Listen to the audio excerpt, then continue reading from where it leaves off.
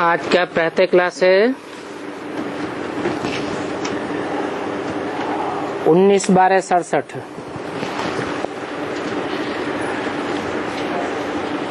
रूहानी बाप रूहानी बच्चों को रूहानी पाठशाला में डायरेक्शन देते हैं, अथवा ऐसे कहें कि बच्चों को ड्रिल सिखाते हैं। जैसे टीचर डायरेक्शन देते हैं व ड्रिल सिखाते हैं ना।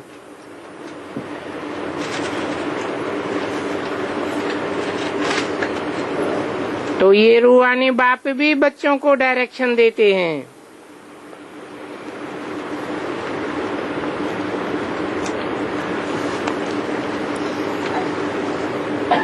तो क्या कहते हैं? कहते हैं मन मना भव, मेरे मन में समा जा।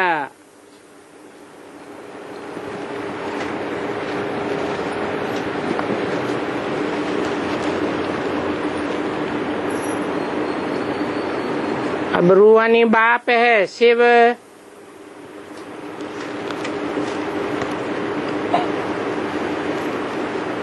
शिव परम धाम से आते हैं।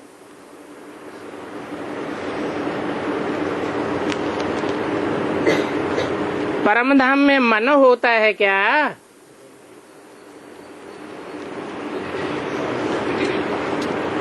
होता है?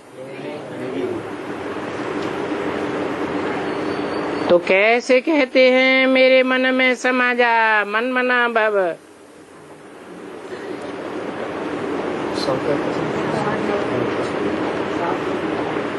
अर्थात जिस तन में प्रवेश करते हैं उस तनधारी आत्मा में मन है।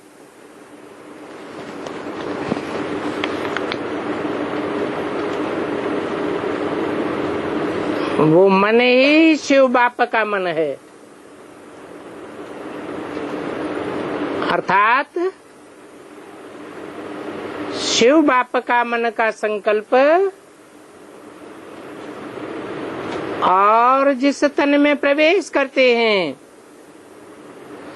उस प्रजापिता ब्रह्मा का संकल्प एक ही संकल्प है। इसलिए बोला मन मना भव, मेरे मन में समा जा।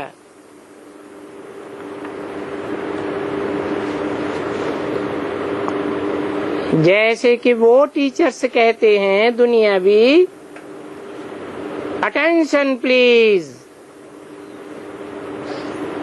तो मैं भी कहता हूँ मन को कहाँ कहाँ रमाए रहे हो, अटेंशन प्लीज। अर्थात बाप कहते हैं मन मना भव।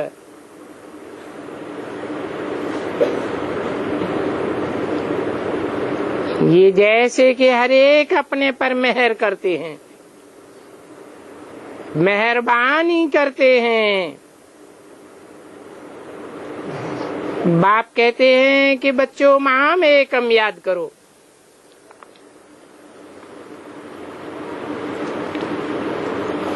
तो तमो प्रधान से सतो प्रधान बन जावेंगे।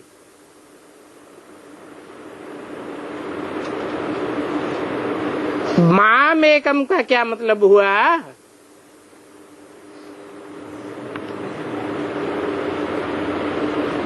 क्या मुझे एक बिंदी को याद करो?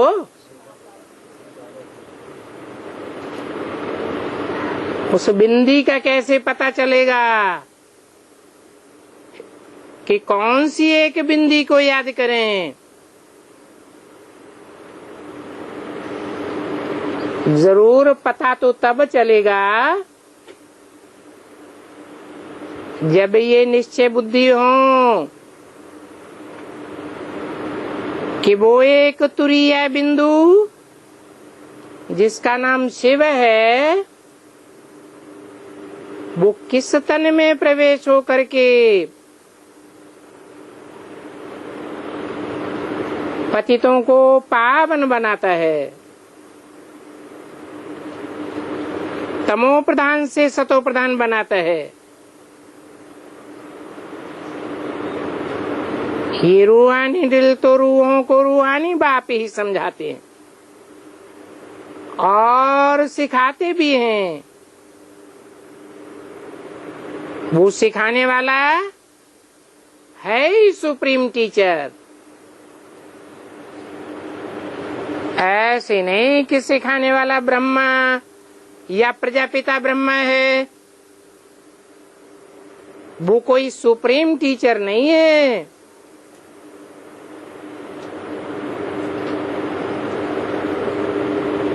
बाप कहते हैं कि तुम हो नाइब टीचर।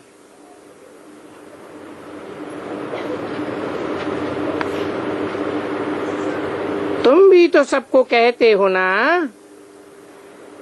कि अपन को आत्मा समझ बाप को याद करो। देही अभिमानी भव, मन मना भव का अर्थ भी यही है। डायरेक्शन देते हैं बच्चों को कल्याण के लिए।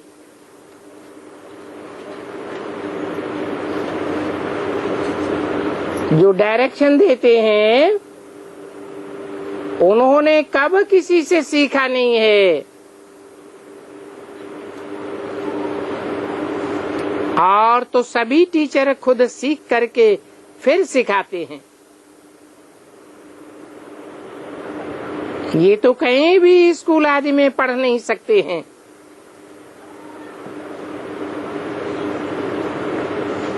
ये तो सिर्फ सिखाते ही हैं। कहते हैं कि मैं तुम रूहों को ड्रिल सिखाता हूँ।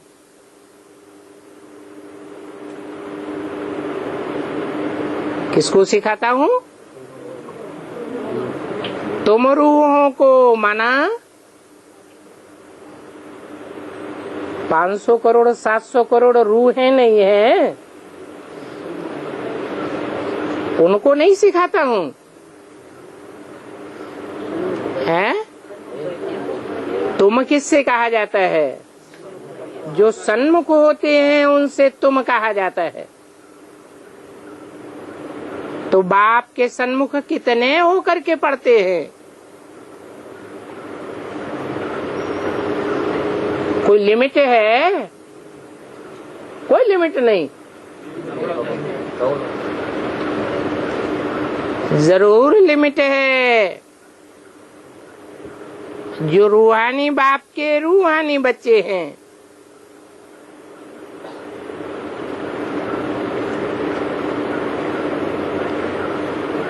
बाप के आने पर देह भानु को छोड़ रूह बन जाते हैं।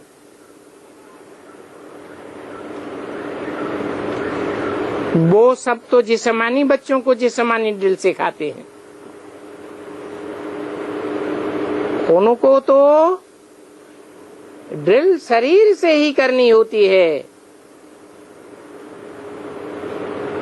यहाँ तो शरीर की बात ही नहीं है।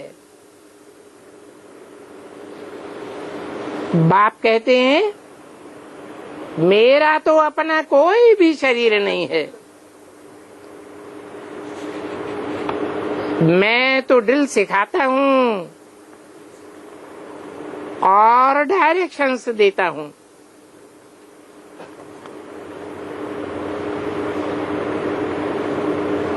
उसमें ही ड्रिल सिखाने का ड्रामा प्लान अनुसार पार्ट भरा हुआ है।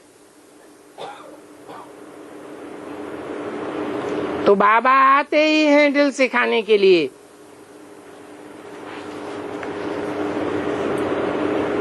तुमको तो तमो प्रधान से सतो प्रधान बनना है और ये है बहुत ही सहज।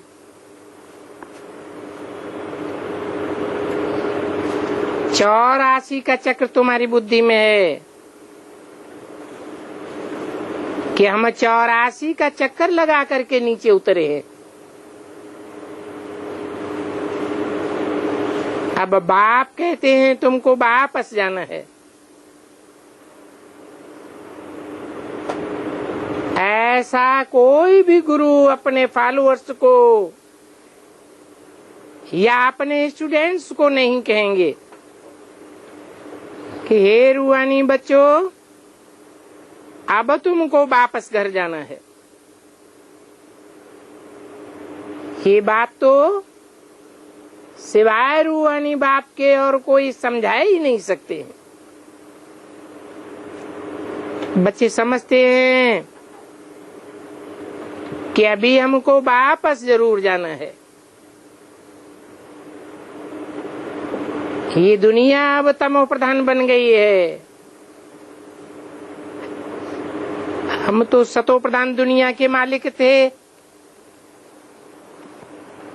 फिर 84 का चक्कर लगाकर तमो प्रधान दुनिया का मालिक बने।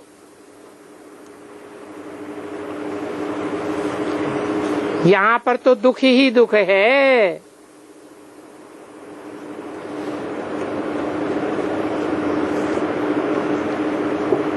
बाप को तो कहते ही हैं दुख हरता सुख करता। तुम जानते हो कि अभी हमारे सब दुख दूर हो रहे। दुख हरता सुख करता अर्थात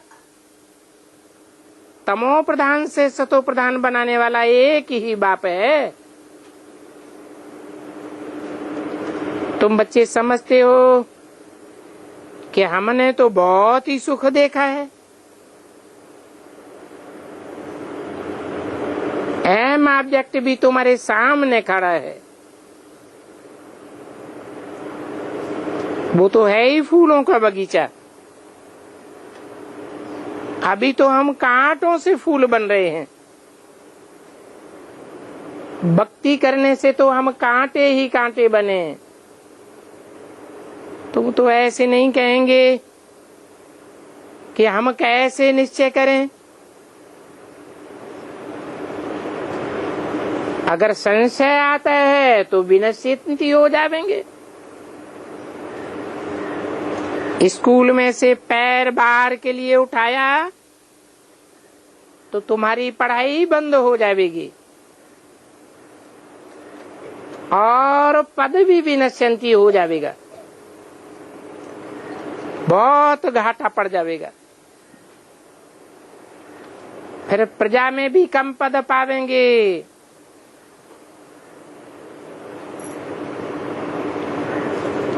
मूल बात है ही सतो प्रधान पूज्य देवता बनना। अभी तो तुम देवता नहीं हो ना, तुम ब्राह्मण हो। तो ये सारी समझ आ गई है। और जो ब्राह्मण होते हैं वो ही तो आकर के बाप से दिल सीखते हैं।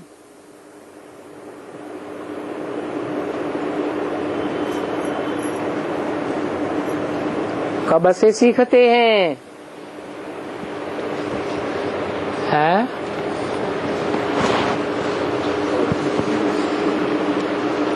ब्राह्मण कब बने?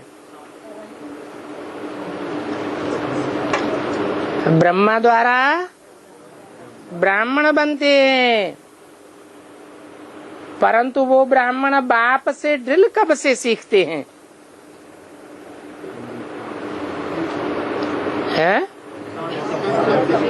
जब बाप आवे तब ही तो ड्रिल सिखावे ना। तो अंदर में तुमको तो बहुत खुशी होती है। क्यों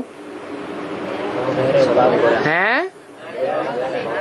उन ब्राह्मणों को इतनी खुशी नहीं होती है और तुमको तो बहुत खुशी होती है। ये पढ़ाई तो अच्छी लगती है ना।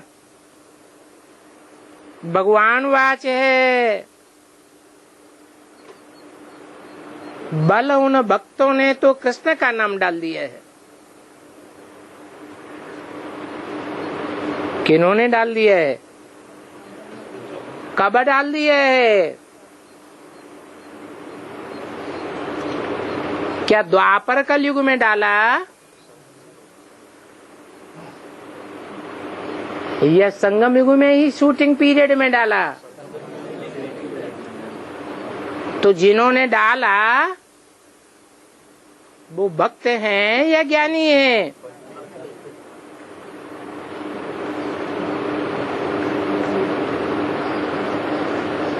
परंतु जिसका नाम डाला है उसने तो ड्रिल सिखाई ही नहीं है। किसका नाम डाला है? हैं? मुरली में शुरुआत में सिर्फ इतना आता था, शिव बाबा याद है। फिर किसका नाम डाल दिया शिव बाबा याद है से पहले? पिताश्री का नाम डाल लिया। पिताश्री किसको कहते थे? हैं? दादा लेखराज ब्रह्मा को पिताश्री कहते थे। वो ब्रह्मा और कृष्ण तो गीता का भगवान नहीं है, उसने तो ड्रिल सिखाई ही नहीं है। बाप कहते हैं कृष्ण की ही वो आत्मा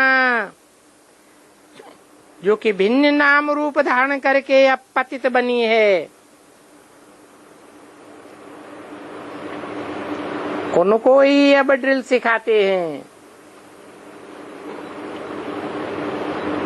कौन सिखाते हैं? शिव बाबा सिखाते हैं। पहले पहले नंबर में ड्रिल सीखने वाला कौन है? ब्रह्मा और फिर कृष्ण की आत्मा।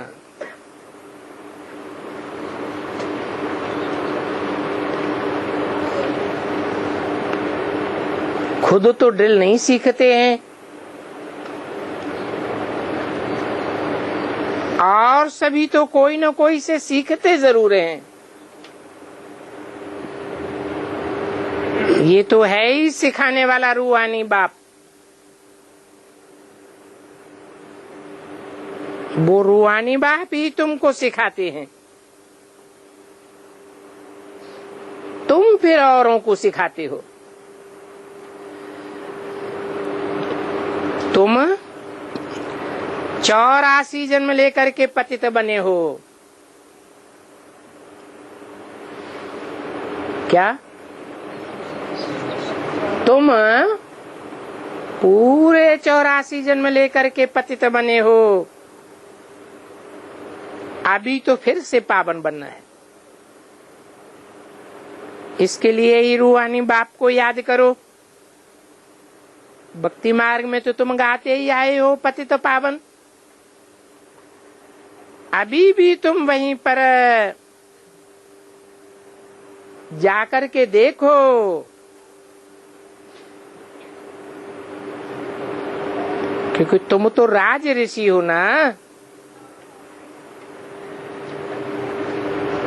कहीं पर भी घूम फिर सकते हो।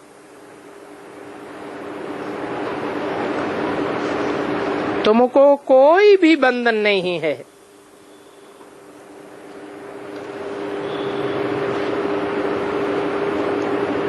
तुम बच्चों का तो यही टीचर है। बेहद का बाप भी बंधन में आए हैं।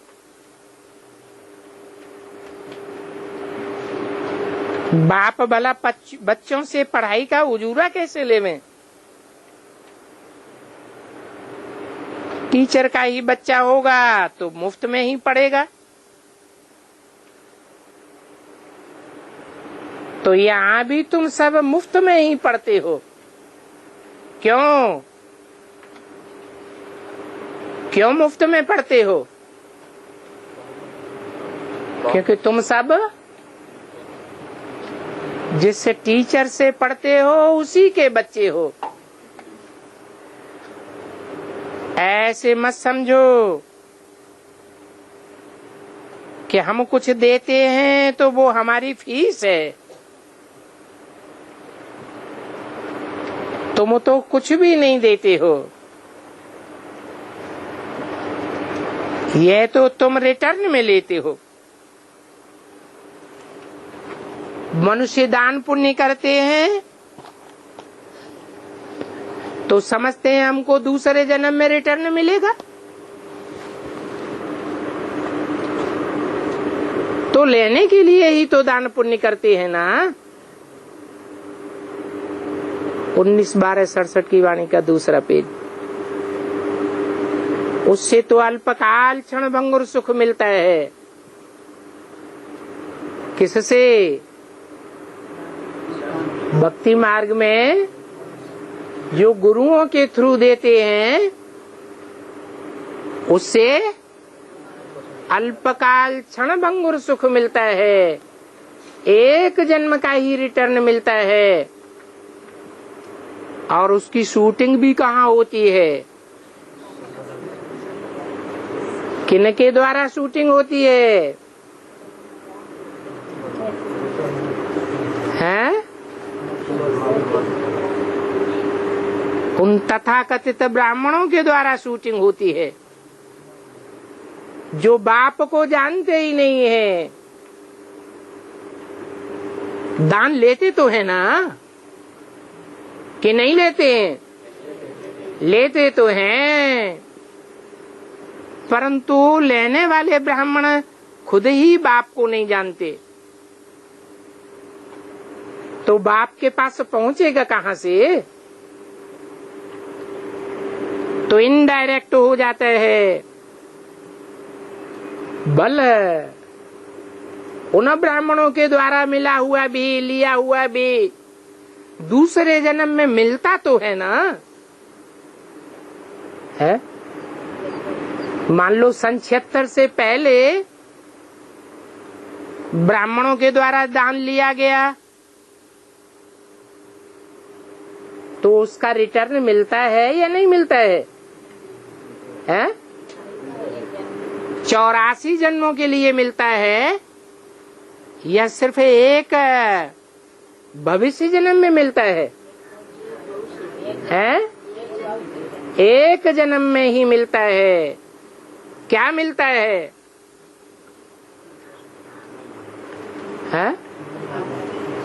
बाप मिल जाता है। तो एक जन्म के लिए मिला या 84 जन्मों के लिए मिला? 84 जन्मों के लिए मिल गया बाप। एक जन्म के लिए बाप मिल गया,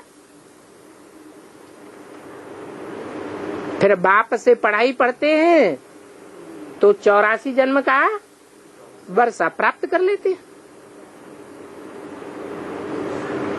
तो उन ब्राह्मणों से भी बल मिलता दूसरे जन्म में है, परंतु जिस जन्म में मिलता है वो भी तो उतरने वाले जन्म में मिलता है।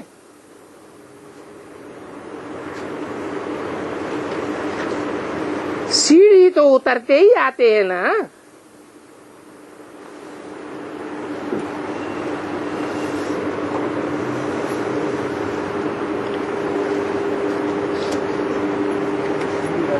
है? सीढ़ी उतरते आते हैं या चढ़ रहे हैं? है? अनुभव से बताओ। सीढ़ी उतर रहे हैं या चढ़ रहे हैं? हैं? उतर गए, चढ़ गए? अभी सीढ़ी उतर रहे हैं या चढ़ रहे हैं? चढ़ रहे हैं। अवस्था चढ़ रही है या उतर रही है? चढ़ रही है, उतर रही है। कभी चढ़ रही है, कभी उतर रही है। अभी तो जो कुछ भी तुम करते हो, जो कुछ भी तुम करते हो, जो कुछ भी करते हो माने जो कुछ में अच्छा बुरा सब आ जाता है या नहीं आ जाता है? जो कुछ भी तुम करते हो वो है चढ़ती कला में जाने के लिए। चढ़ती कला में गए नहीं हो, लेकिन चढ़ती कला में जाने के लिए है। कर्मों का फल कहते हैं ना, तो आत्मा को कर्म का फल मिलता है। इन लक्ष्मी नारायण को भी तो कर्मों का फल ही तो मिला है ना। बेहद के बाप से बेहद का फल मिलता है। वो भक्ति मार्ग में तो मिलता है इनडायरेक्ट, और यहाँ डायरेक्ट तुमको फल मिलता है। ड्रामा में नूद है, क्या नूद है? भक्ति मार्ग में जो तुम अच्छा बुरा करते हो वो इनडायरेक्ट फल मिलता है एक जन्म के लिए, और यहाँ तुम अच्छा करते हो या बुरा करते हो, लेकिन डायरेक्ट करते हो ना, तो तुमको कहाँ मिलता है और कितने जन्मों के लिए मिलता है? 21 जन्मों के लिए तो अच्छे कर्मों का फल मिलता है, जो श्रीमत पर कर्म किए जाते हैं, और जो मन मत पर, मनुष्य गुरुओं की मत पर कर्म करते हैं, उसका फल आने वाले 63 जन्मों में मिलेगा। तो 21 जन्म और 63 जन्म मिला के कितने जन्म हो गए? 84 जन्मों का फल तुमको मिलता है डायरेक्ट बाप के प्राप्ति कही जाएगी। ये ड्रामा में नूद है, और ये बना बनाया ड्रामा है। अभी तुम जानते हो कि हम हो बहू कल्प के बाद फिर से आकर के इस बेहद के बाप से वर्षा लेंगे। बाप हमारे लिए ही बैठ करके ये स्कूल्स बनाते हैं।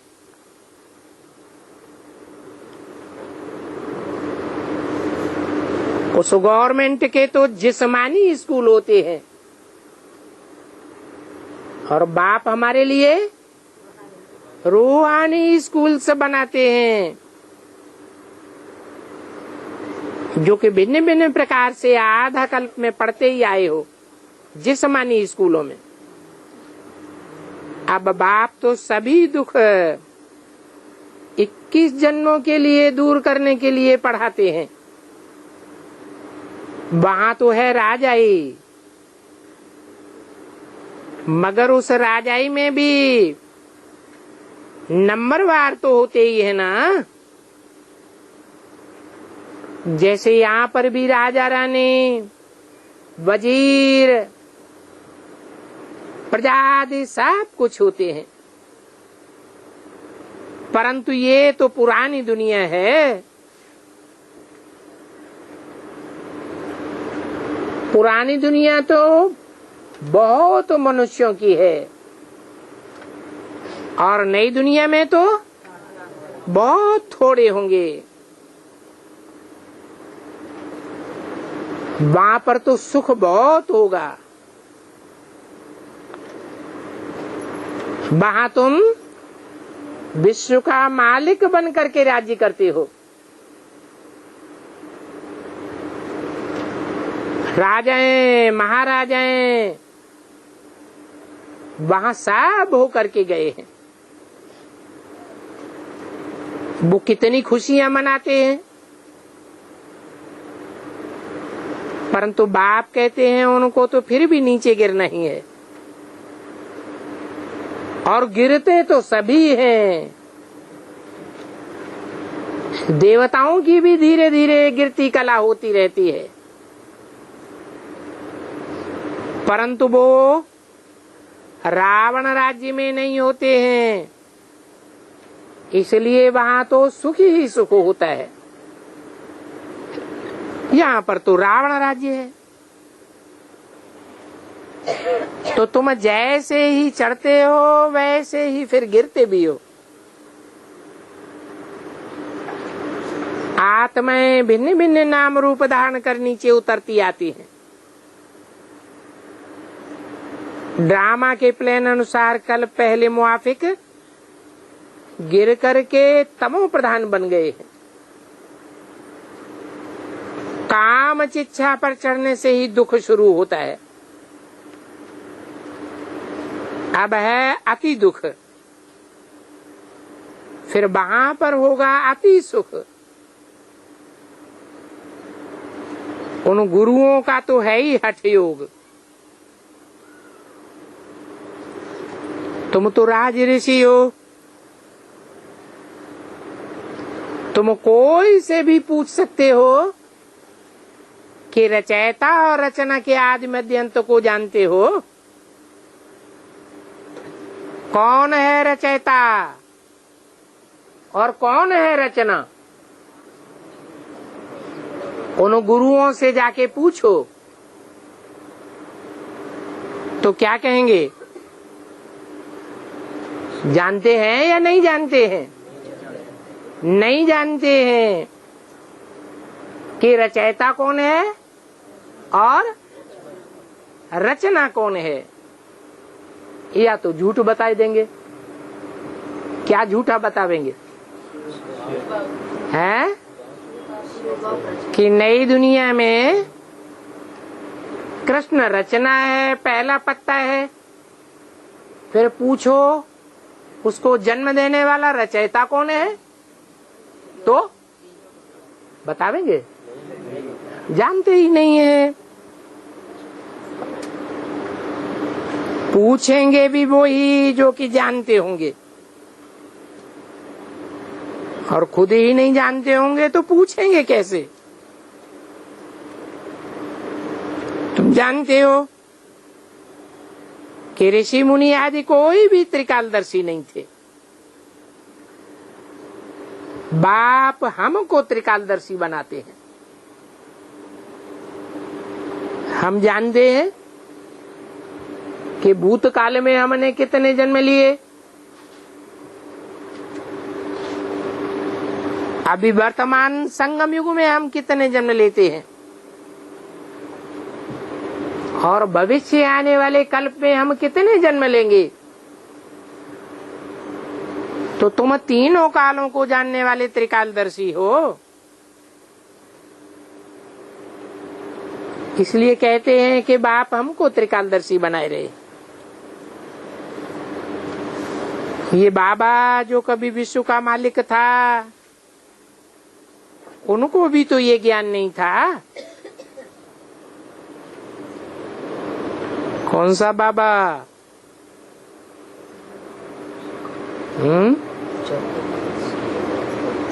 कौन सा बाबा?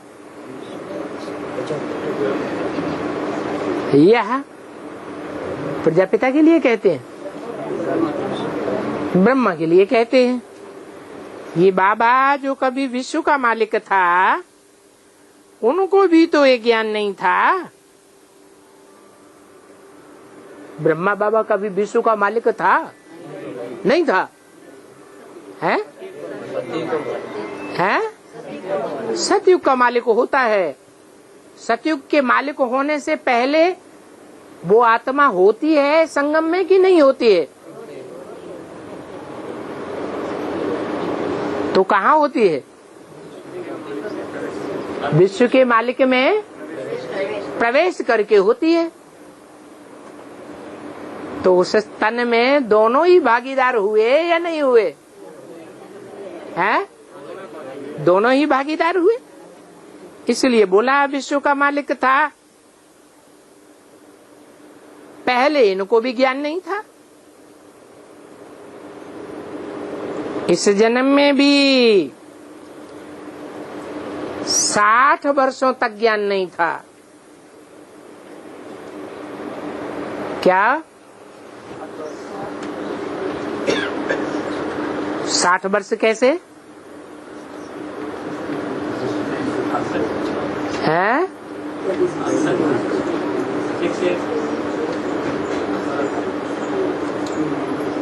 बत्तीस और 18 कितने हुए?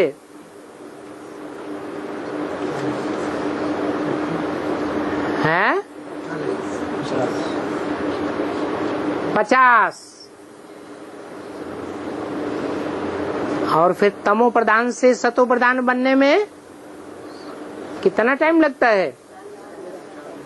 40 वर्ष लगता है बताया।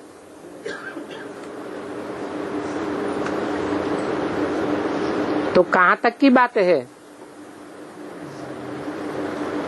हैं? जब बाप आए हैं तब ये आस्ते आस्ते सुनते जाते हैं। कब आए बाप? 76 में बाप आए, बाप का प्रत्यक्षता वर्ष मनाया गया। तब से लेकर यह ब्रह्मा भी इस ज्ञान को सुनते आए हैं। बल बीच बीच में निश्चय बुद्धि हो जाते हैं, होते हैं या नहीं? बीच बीच में निश्चय बुद्धि हो जाते हैं, फिर भी माया बहुतों को गिराती रहती है। जिनको गिराती रहती है उनको उनके नाम नहीं सुनाए सकते हैं। अगर नाम सुनावे तो ना उम्मीद हो जाएंगे। समाचार तो आते हैं ना, संग बुरा लगा, नई शादी की हुई से संग लग गया तो चलायमान हो गया। कहते हैं हम शादी बिगड़ रह नहीं सकेंगे। अच्छा, महारथी रोज आने वाला यहां से भी कई बार हो करके गया है। इसको माया रूपी ग्रह ने आकर के पकड़ा है। ऐसे बहुत केस होते रहते हैं। ताजा समाचार बताया जाता है। अभी शादी नहीं की है परंतु माया मुंह में हप कर रही है। ये स्त्री रूपी माया खींचती रहती है। गज के मुंह में आकर के पड़ा है। गज के नहीं, ग्राह के। किसके मुंह में आकर पड़ा है? ग्राह के मुंह में आकर पड़ा है। फिर आस्ते आस्ते आकर के हप कर लेंगे।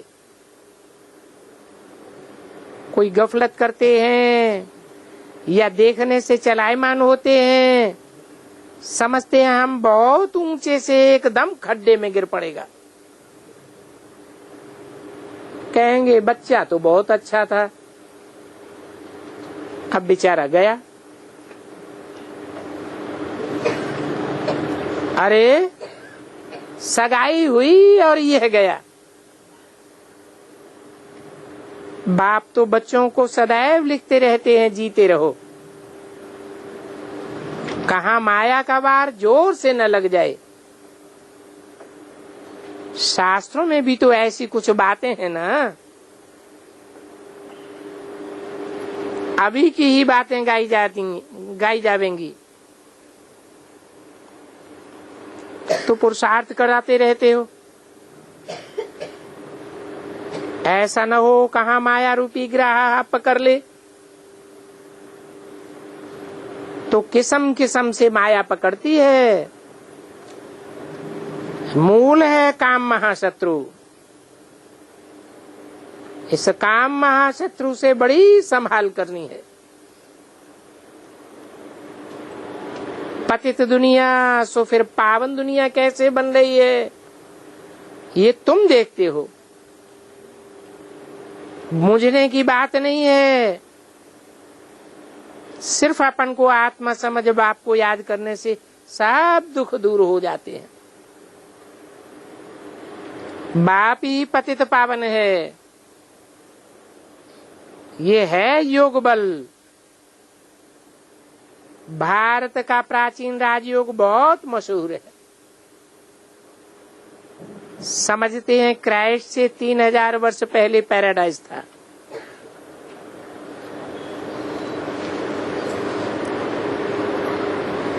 तो जब पैराडाइज था तो जरूर उस समय कोई और धर्म नहीं होगा। कितनी सहज बात है, परंतु समझते नहीं है। सिर्फ कहने मात्र कह देते हैं। अभी तुम समझते हो वो राज्य फिर से स्थापन करने के लिए बाप आया हुआ है। 5000 वर्ष पहले भी शिव बाबा आया था और शिव बाबा ने आकर के यही ज्ञान दिया था।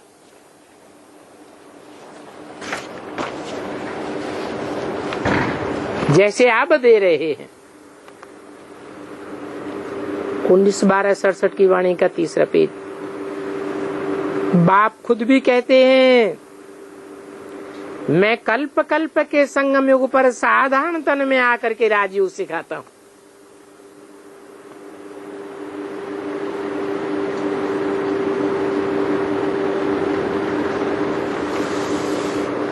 कब आता हूं? संगम युग में आता हूं, लेकिन कब है? कल्प कल्प। वो कल्प कब पूरा होता है? हैं? अरे 1900 हैं? बाप खुद भी कहते हैं, मैं कल्प कल्प के संगम युग पर साधारण तन में आकर के राजयोग सिखलाता हूं। तो कब आता हूं? धीरे से बोलते हैं। हैं? जब आता हूं तो असाधारण गोरे चिट्टे तन में नहीं आता हूं। दुनिया के प्रसिद्ध व्यापारी में नहीं आता हूं। करोड़पति लखापति में नहीं आता हूं। किस में आता हूं? साधारण तन में आकर के राजयोग सिखाता हूं। ये बात बाप खुद कहते हैं। तो बताओ कब आता हूं?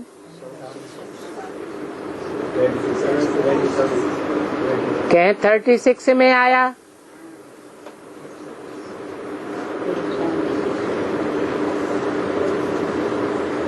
तो बात तो ठीक है, आया। लेकिन 36 में जब आया तो कोई ने जाना क्या है? कोई ने नहीं जाना। अगर कहें कि ब्रह्मा के तन में 47 से आया तो बाप आया या माँ के रूप में आया? माँ के रूप में आया। राजयोग सिखाने वाले बाप के रूप में नहीं आया। और 47 में तो साधारण तन भी नहीं कहेंगे, मुकर्रर रथ कहेंगे या टेम्पररी रथ कहेंगे? टेम्पररी रथ में आया, उसे साधारण तन नहीं कहेंगे। तुम तो राज ऋषि हो, वो हठ योग ऋषि है। कौन? ब्रह्मा भी हठ योग ऋषि और उससे पैदा होने वाले ब्राह्मण भी हठ योग ऋषि हैं। क्यों?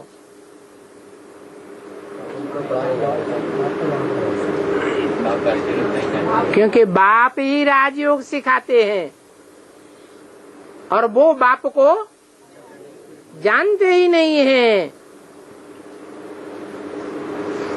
तो राजयोग का हठ कर रहे हैं या सहज सहज सीख रहे हैं? तुम तो राज ऋषि हो, पहले तुम भी राज ऋषि नहीं थे। अभी बाबा आया है, तब से बाबा के पास तुम रहे हो, पढ़ते भी हो, सर्विस भी करते हो, स्थूल सर्विस हो या सूक्ष्म सर्विस हो। भक्ति में भी भक्ति भी करते हैं, फिर घर बार भी संभालते हैं। अभी बाप कहते हैं तुम्हारी भक्ति पूरी हुई, अभी ज्ञान शुरू होता है। मैं आया हूँ ज्ञान से सदगति देने। क्या भक्ति से सदगति नहीं होती है? क्यों नहीं होती है? भक्ति में अंधश्रद्धा होती है और ज्ञान में अंधश्रद्धा की कोई बात नहीं है।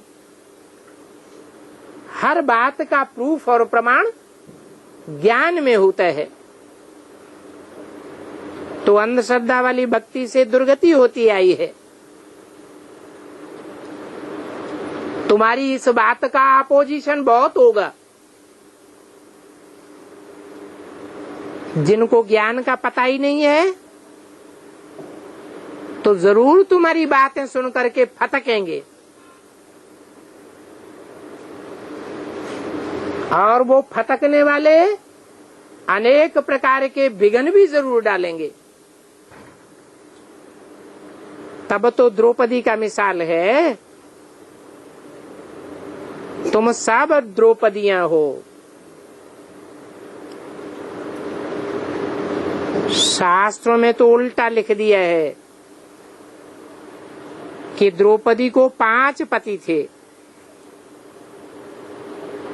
इन शास्त्रों को पढ़ने से तो और ही नीचे गिरे हैं। झूठी गीता सुनते सुनते नीचे ही गिरते आए हैं। ये बाप समझाते हैं जो फिर बाद में लिखा जाता है। बुलाते भी बाप को हैं कि हे बाबा आकर के पति से पावन बनाओ। सतयुग पावन दुनिया थी ना, तो सतयुग बनाने के लिए कौन आवेगा? जरूर सत्य बाबा आवेगा। कहते भी हैं गॉड इज ट्रुथ। परंतु जब कोई रास्ता बतावे तब बुद्धि में बैठे ना। तुम्हारी बुद्धि में है बाबा हमको पावन बनाए रहे हैं। बाप कहते हैं ड्रामा अनुसार तुमको रास्ता बताने आया हूँ। टीचर पढ़ाते हैं, एम ऑब्जेक्ट सामने खड़ा है, तो ये है ऊंचते ऊंच पढ़ाई। किस आधार पर? क्योंकि तुम्हारा एम ऑब्जेक्ट ऊंचे ते ऊंचा है। क्या है ऊंचे ते ऊंचा एम ऑब्जेक्ट? विश्व का लक्ष्मी नारायण जैसा मालिक बनना। तो तुमको एकदम अपने घर जाना है। घर को ही भूले हुए हो ना। हम घर कहते हैं, वो मुक्ति धाम कहते हैं। तुम्हारा घर है बेहद का। मुक्ति का रास्ता बाप कितना सहज बताते हैं। जैसे कल पहले समझाया था वही समझाते रहते हैं। ये ड्रामा टिक टिक करके चलता रहता है। सेकंड बाई सेकंड जो बीता सो फिर 5000 वर्ष बाद रिपीट होगा। दिन पर दिन बीतते जाते हैं। ये ख्यालात और कोई की बुद्धि में नहीं आ सकते। सतयुग त्रेता बीत गया, जो बीत गया वो फिर रिपीट होगा। बीती भी वही जो कल पहले बीती थी, बाकी अभी थोड़े दिन हैं, वो लाखों वर्ष कह देते हैं। उनकी भेंट में तुम कहेंगे बाकी कुछ घंटे हैं, कि ये भी ड्रामा में नूद है। जब आग लग जावेगी तब जागेंगे, फिर जागने से भी क्या होगा, टू लेट हो जावेंगे। तो बाप पुरुषार्थ कराते रहते हैं, अभी तैयार होकर के बैठो। टीचर को ऐसा न कहना पड़े कि तुम टू लेट हो गए। नापास होने वाले बहुत पछताते हैं, समझते हैं कि हमारा पूरा वर्ष मुफ्त में ही चला गया। कोई तो कहते हैं ना, पढ़ा तो क्या हुआ। तुम बच्चों को स्ट्रिक्ट होकर के रहना चाहिए। हम तो बाप से पूरा वर्षा लेंगे।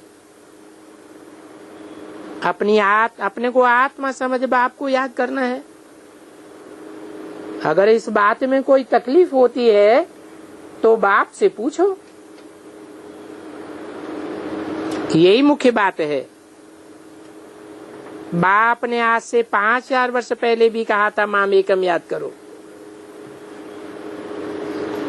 पतित पावन मैं ही हूँ। कौन है पतित पावन?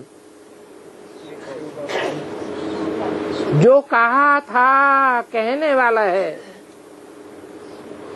पतित पावन मैं ही हूँ, ये मुख से कहा था ना। तो कौन हुआ पतित पावन? है शिव बाबा। ब्रह्मा के तन से नहीं कहा था।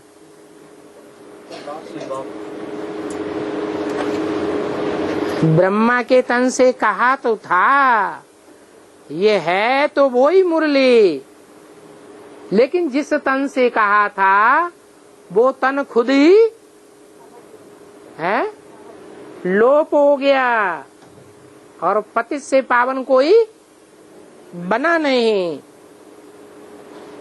ये तो बाप कहते हैं कि मैं ही पतित पावन हूँ, पतितों को पावन बनाने वाला हूँ। तो इससे साबित होता है कि ब्रह्मा पतित पावन नहीं है। अगर होता तो ब्रह्मा के मंदिर होते, मूर्तियां होती, पूजा होती। परंतु त्रिमूर्ति में ब्रह्मा के मंदिर, मूर्तियां, पूजा आदि नहीं है। किसके हैं? या तो विष्णु रूप के हैं या तो शंकर के हैं।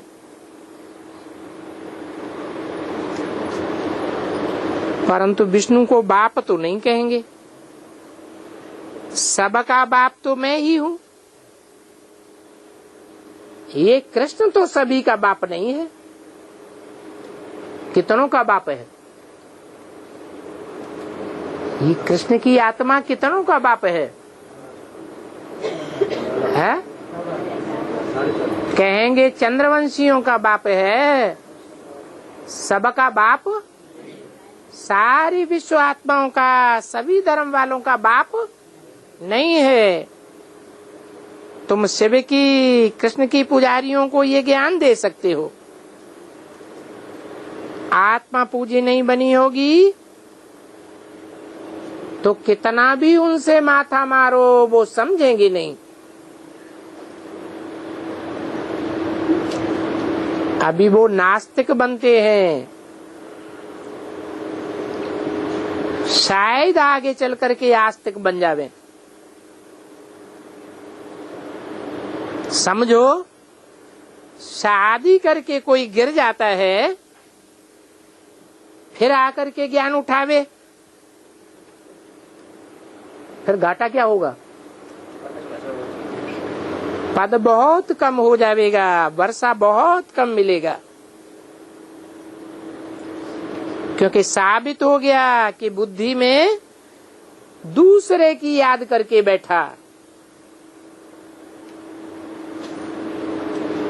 जिसकी याद बुद्धि में बैठ गई, वो याद निकलना फिर बहुत मुश्किल हो जाता है। पहले स्त्री की याद, फिर बच्चे की याद आवेगी।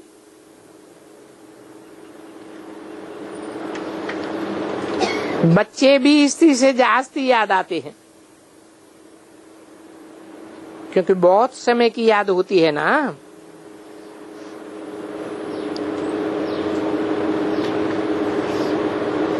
बच्चा तो पीछे होता है, पितृमित्र संबंधी ससुर घर की याद आती है। तो पहले स्त्री है जिसने बहुत समय साथ दिया है। यहाँ भी ऐसे है, तुम कहेंगे हम देवताओं के साथ बहुत समय थे।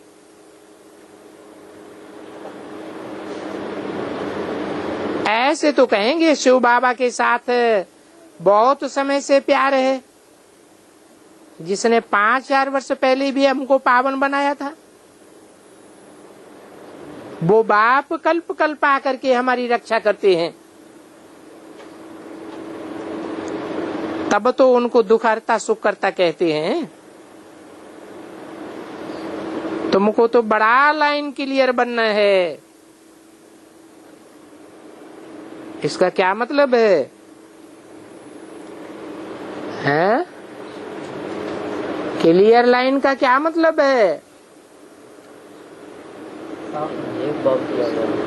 नहीं, पुरुषार्थी जीवन में कोई भी समस्या आती है, कोई भी स्थिति परिस्थिति आती है, उस स्थिति परिस्थिति समस्या का ज्ञान के आधार पर हल निकाल लेना, उसको कहते हैं क्लियर लाइन है।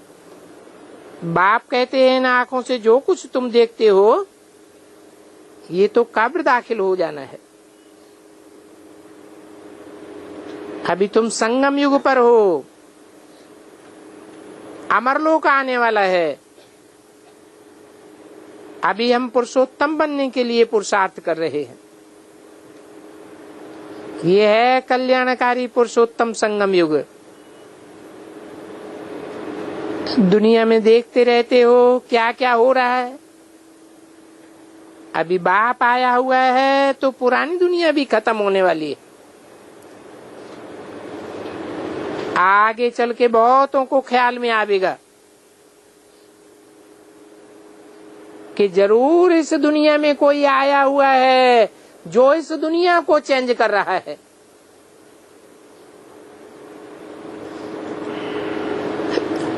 ये वही महाभारी महाभारत लड़ाई है।